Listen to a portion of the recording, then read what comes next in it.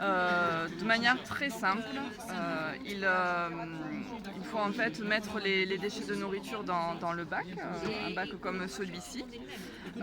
Donc ça peut être tous les déchets de nourriture, y compris les déchets carnés, même si ça nécessite certaines précautions. Mais de manière générale, on peut mettre tous les déchets de nourriture. On les déverse dans ce bac et ensuite on les mélange avec des déchets de jardin. Comme ça, il y a un bon équilibre qui se fait comme mélange de matière en fait. D'accord. Matière azotée avec matière carbonée. Et voilà, une petite surveillance, on mélange de temps en temps et on attend plusieurs mois, Au bout de 6 environ mois, 6 c'est ça? mois, Ouais. et le compost se crée au fur et à mesure. Et à la fin, on a un fertilisant organique pour mettre dans son jardin, au pied des plantes, des arbres, dans son potager.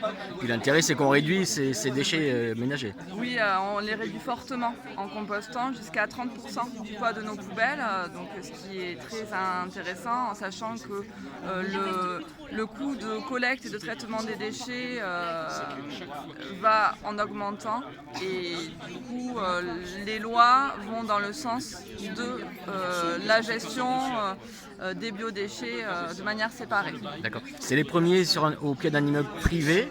Pourquoi ça tarde autant finalement? Alors qu'il y aurait des avantages à...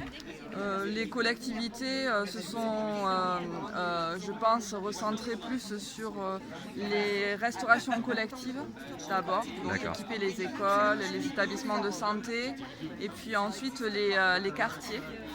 Et voilà, pour installer un projet en pied d'immeuble, il faut l'adhésion de plusieurs résidents.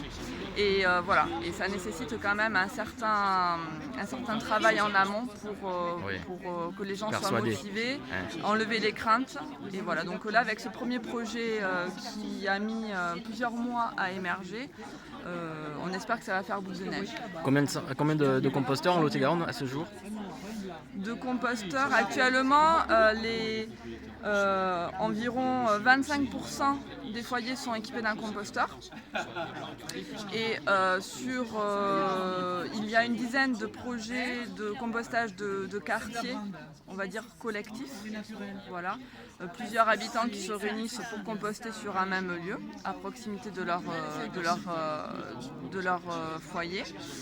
Et dans les établissements collectifs, donc écoles, établissements de santé, on est environ 80.